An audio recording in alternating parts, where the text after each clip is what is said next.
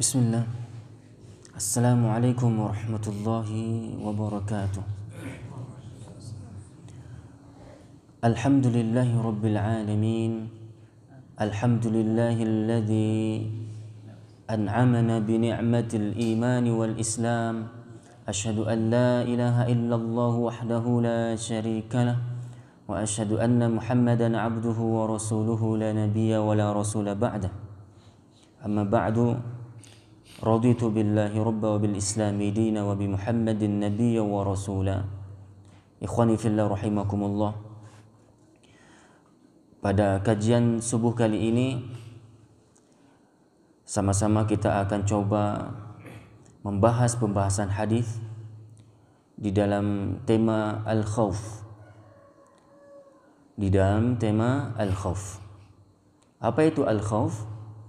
Yaitu takut. Arti al-khauf itu sendiri adalah takut.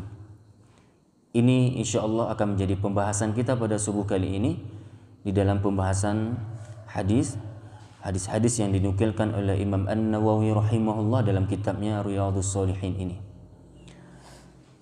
Apa itu takut? Apa itu khauf? Khauf itu berarti adalah rasa ketidaknyamanan di dalam hati, ya, dari apa-apa yang dia benci, yang dia terima dari berupa keburukan. Itu berarti arti rasa takut. Takut berarti adalah rasa ketidaknyamanan di hati ketika dia misal memperoleh sesuatu yang membawa bahaya bagi dirinya, yang membawa sesuatu musibah yang akan nanti menimpa dirinya, ya. Ataupun dia juga takut terhadap sesuatu kebaikan yang akan hilang darinya, takut hilang kebaikan darinya ataupun ya, sesuatu yang baik dari dirinya. Jadi takut adalah ketidaknyamanan terhadap sesuatu hal yang dia benci yang takut menimpa dirinya, ataupun takut juga bisa diartikan ketidaknyamanan hati ketika ada kebaikan yang akan hilang nanti takutnya dari dirinya. Nah, ini adalah takut. Nah, dari itu bagi kita kaum muslimin dalam hal ini, dalam kita agama Islam, itu pastinya rasa takut yang diharapkan oleh Islam itu sendiri tidak hanya sekedar rasa takut saja gitu. Tidak sekedar takut, hanya sekedar perasaan belaka. Namun dari itu takut yang nantinya diharapkan supaya dengan takut itu sendiri terdorong pula kita untuk menjaga diri dari sesuatu yang akan membawa bahaya bagi diri kita. Dan juga kita akan mempertahankan, beristiqomah diri untuk tetap dalam kebaikan yang nanti kita khawatirkan bisa-bisa kebaikan yang sudah kita dapatkan akan hilang. Bagaimana caranya? Ya, kita pastinya dalam hal ini harus mengetahui, mengenal apa itu keburukan dan apa itu kebaikan. Orang tidak akan pernah tahu bagaimana, orang tidak akan pernah dapat merasakan takut yang dalam di dalam dirinya itu kalau dia belum mengenal sesuatu dari keburukan. Kapan dia bisa takut dengan sesuatu? Toh dia nggak kenal dengan sesuatu itu. Ternyata sesuatu itu mengandung bahaya, ternyata sesuatu itu mengandung keburukan. Di saat dia tidak mengenal itu, maka rasa takutnya pun ya biasa-biasa saja. Maka dari itu di antara cara untuk mengolah rasa takut yang ada pada diri kita ataupun cara untuk menghadirkan rasa takut pada diri kita adalah kita kenali sesuatu dari sesuatu yang akan kita takuti. Ya, ini. Misalnya kita harus menakuti neraka. Kita harus takut kepada neraka Allah. Bagaimana supaya rasa takut itu hadir di dalam jiwa kita, di dalam diri kita terhadap neraka itu? Maka kita kenali neraka.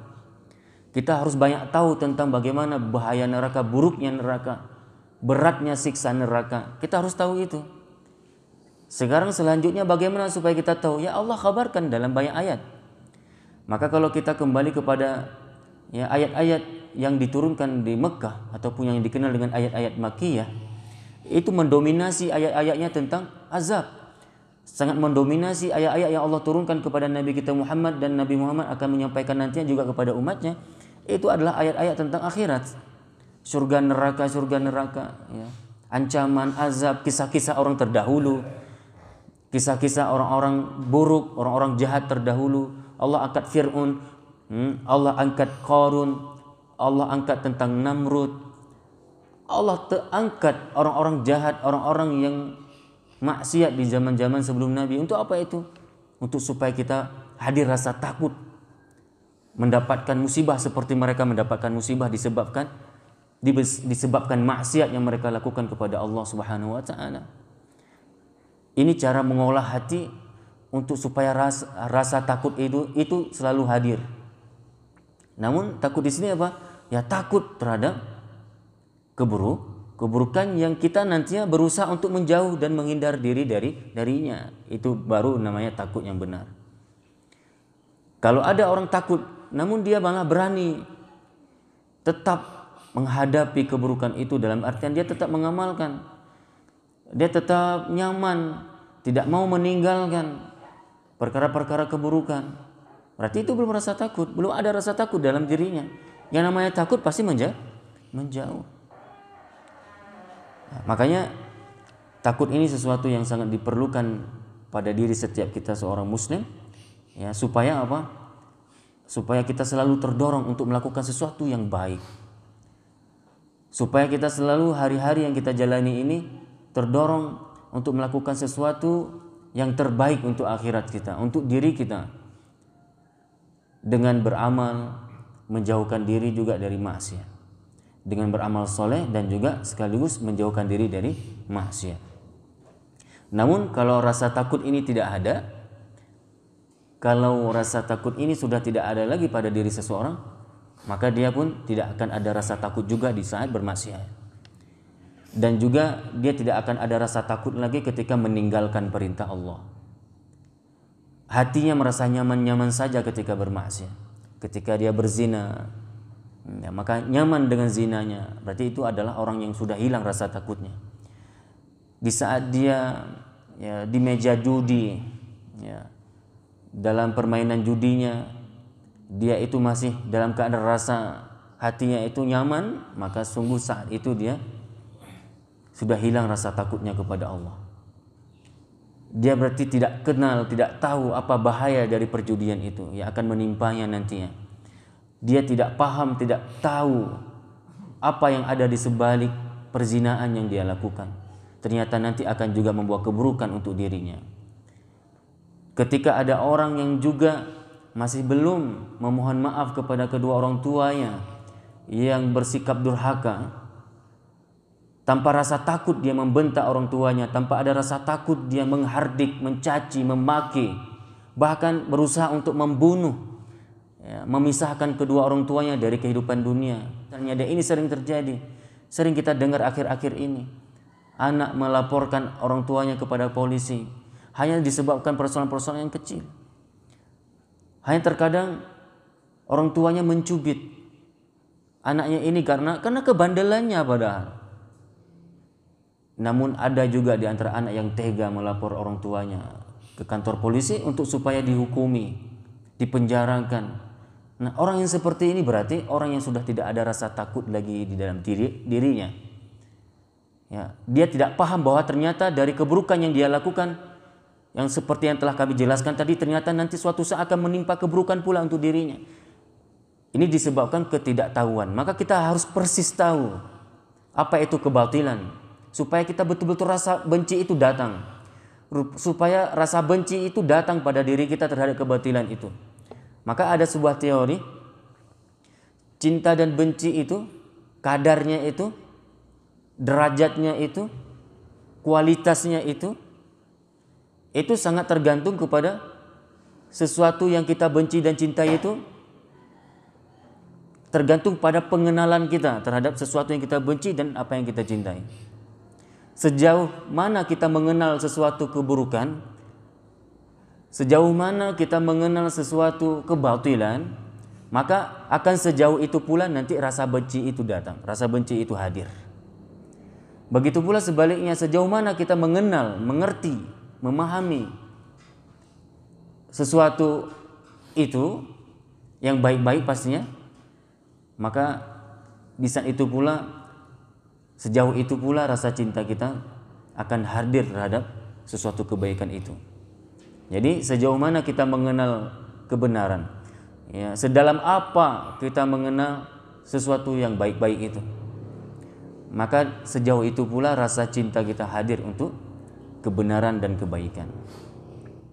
Namun kalau kita hanya sekedar tahu saja, tahu tanpa pendalamannya, tahu bahwa itu buruk, apalagi orang tidak tahu tadi, maka dia tidak akan hadir rasa benci terhadap keburukan itu. Dia tidak akan ada rasa takut nantinya ketika dia mengamalkan sesuatu kebatilan. Ya, ini disebabkan pengetahuan, ilmu, berarti bahasa lainnya ilmu yang dia miliki terhadap sesuatu itu. Maka penting sekali apa? Pengetahuan atau ilmu. Kenali kebatilan dengan pengenalan yang serius, yang dalam, supaya apa? Supaya kita dapat menjauhkan diri dari kebatilan itu. Karena apa? Pengetahuan kita terhadap kebatilan itu yang memang rupanya kebatilan itu akan membawa musibah bagi pelakunya. Sehingga kita akan menjauh, kita akan takut melakukannya. Begitu pula ketika kita mengenal kebenaran, dalami kebenaran sedalam-dalamnya, nikmati kebenaran tersebut, niscaya akan datang nanti rasa hadir untuk bahkan membela kebenaran, berkorban untuk mendapatkan, membela, memperjuangkan kebenaran itu. Kenapa bisa demikian? Karena kita sudah tahu persis bahwa di balik kebenaran itu ada kebaikan yang akan diperoleh olehnya nanti, oleh kita nantinya. Nah ini.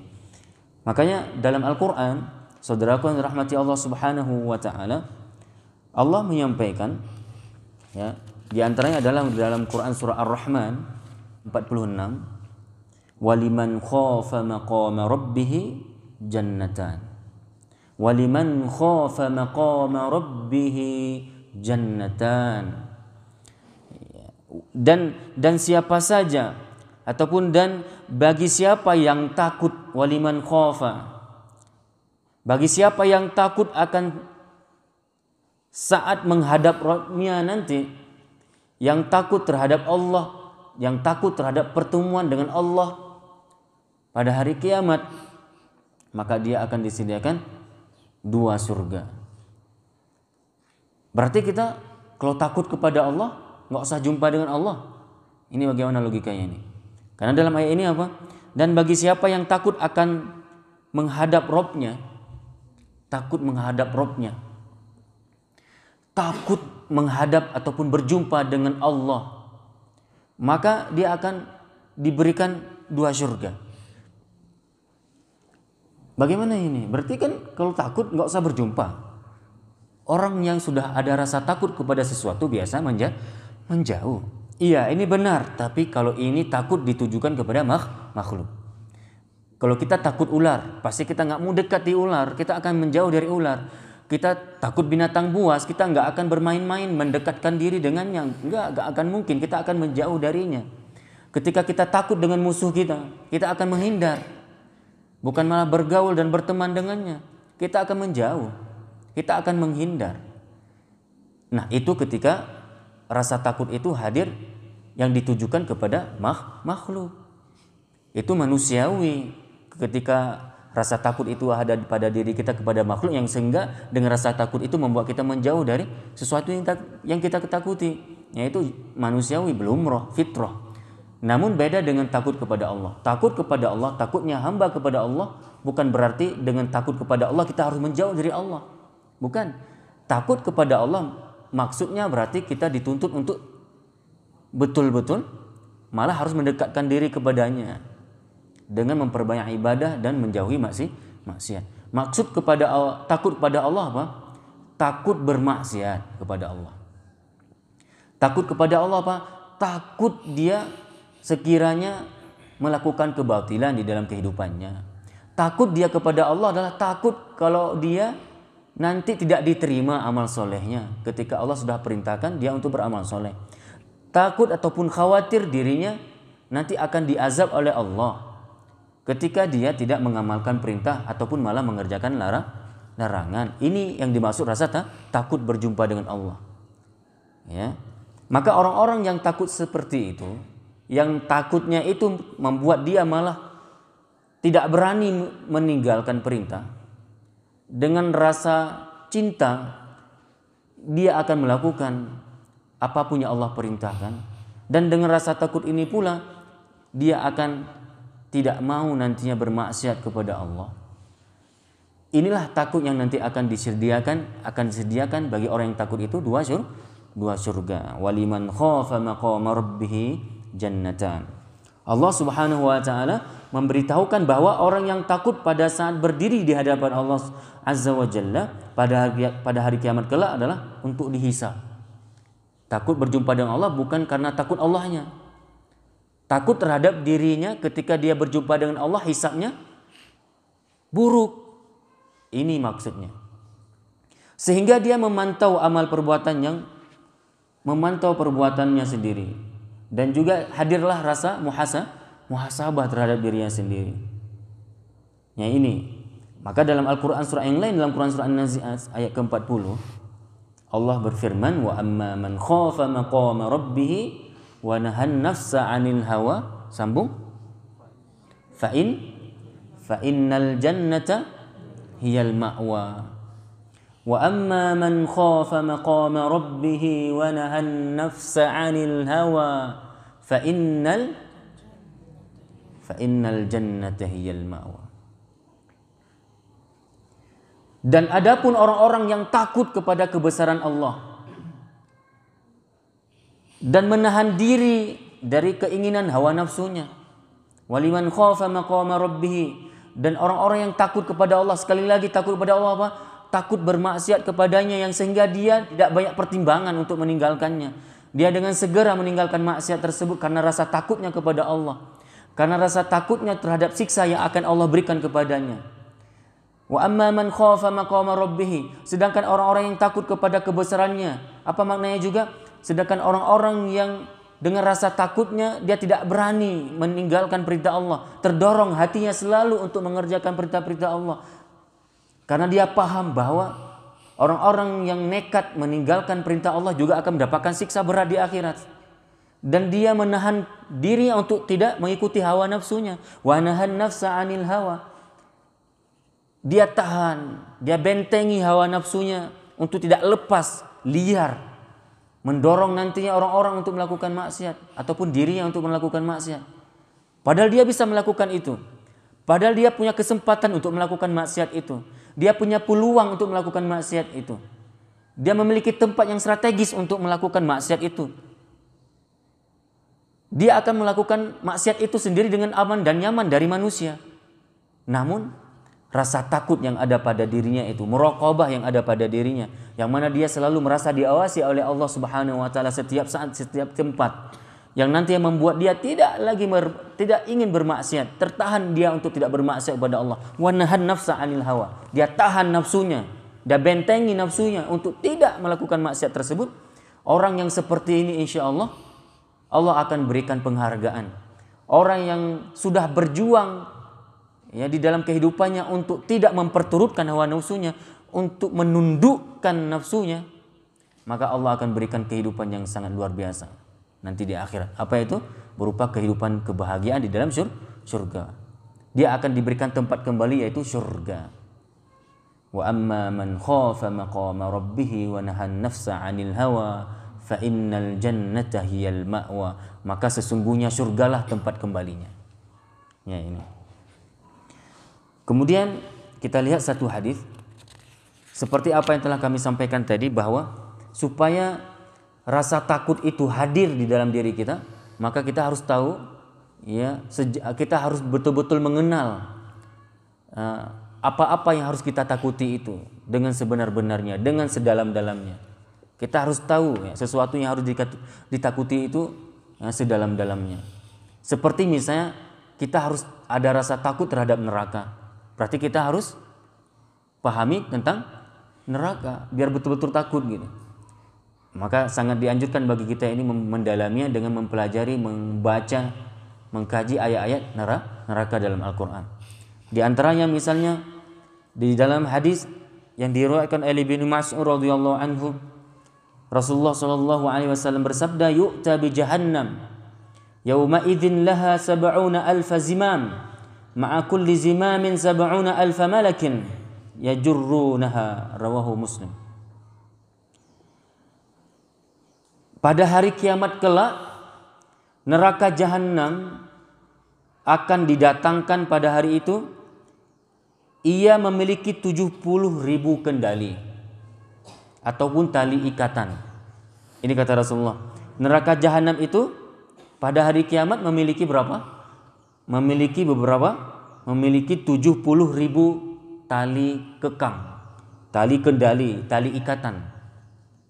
Di mana masing-masing kendali, di mana masing-masing tali itu ditarik oleh 70.000 malaikat. Nah, ini saking kuatnya neraka itu. Ya, neraka itu diikat dengan 70.000 tali ikatan, dan setiap satu tali ikatan itu ditarik oleh 70.000 malaikat. Seperti itu gambaran yang dikhabarkan oleh kita, oleh Rasulullah SAW untuk kita, ya, di dalam hadis Sahih Muslim ini.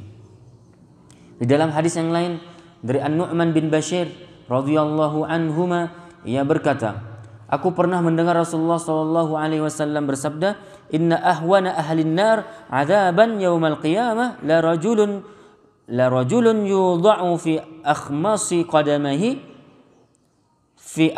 qadamaihi jamratani yaghli minhuma dimaghuhu ma yara anna ahadan ashaddu minhu 'adzaban wa innahu la ahwanuhum 'adzaban." Muttafaqun alaih. Apa kata Rasulullah dalam hadis ini? Nanti ada penghuni neraka yang paling ringan siksanya. Coba, ini orang yang paling ringan siksanya di hari kiamat, yaitu orang yang diberikan kedua telapak kakinya berupa sandal yang terbuat dari api neraka. Yang mana nanti dua sandalnya itu akan dapat mendidihkan otaknya. Ini orang yang paling ringan siksa di neraka, yaitu orang yang akan diberikan dua sandal yang terbuat dari api neraka, yang apabila si penghuni neraka itu memakai kedua sandal ini akan membuat otaknya mendidih, terbakar. Bukan hanya kaki, coba, sampai-sampai membakar otaknya. Dia mengira, ya ini, orang yang mendapatkan siksa seperti itu mengira apa? Dia adalah orang yang paling dahsyat siksanya. Dia adalah orang yang paling dahsyat, orang yang paling, ya, berat dalam menerima siksa dari Allah. Dia menyangka seperti itu. Padahal apa kata Rasulullah? Padahal itu adalah orang yang paling ringan siksanya. Dia mengira bahwasanya dia adalah orang yang lebih dahsyat siksaannya daripada yang lain. Padahal siksaannya itu adalah yang paling ringan di antara para penghuni neraka. Padahal siksaannya itu adalah yang paling ringan di antara para penghuni neraka. Hadis muttafaqun alaih. Ya, hadis-hadis seperti ini kaum muslimin rahmati Allah harus sering-sering kita perdengarkan, harus sering-sering kita baca. Begitu juga dengan hadis-hadis yang lain yang berhubungan dengan neraka. Banyak sekali hadis-hadis yang Rasulullah kabarkan kepada kita bagaimana itu sifat neraka. Bahkan Al-Quran itu sendiri sangat banyak menjelaskan tentang sifat neraka. Sekali lagi sama-sama kita dalami, kita perbanyak pendalaman pengetahuan kita terhadap neraka ini, supaya apa tadi? Hadir rasa takut untuk memasukinya. Takut. Dengan rasa takut itu kita akan berusaha untuk tidak memasukinya. Dan kita akan melakukan hal-hal apapun itu untuk supaya Allah tidak menjatuhkan kita, memasukkan kita di dalam neraka tersebut. Ini efek dari takut yang positif. Wallahu a'lam bishawab. Mudah-mudahan Allah Subhanahu wa taala memberikan, ya, rasa takut ini kepada setiap jiwa kita, yang sehingga rasa takut ini akan menjadi pengontrol, ya, pada diri kita untuk tidak kita sembarangan berani nekat dalam melakukan kebatilan. Karena insya Allah rasa takut ini nantinya akan membuat kita ya benar-benar mendekatkan diri kepada Allah dengan memperbanyak amal soleh ya kepada Allah Subhanahu wa taala, dan pada hakikatnya amal soleh itu sendiri juga adalah untuk diri kita sendiri yang akan kita peroleh kebaikannya nanti pada hari kiamat kelak. Pada kesempatan kali ini yang dapat kami sampaikan kepada kaum muslimin semuanya. Mudah-mudahan ada manfaatnya. Kita padai dengan doa kafaratul majlis. Subhanakallahumma wa bihamdika asyhadu an la ilaha illa anta astaghfiruka wa atubu ilaik. Wassalamualaikum warahmatullahi wabarakatuh.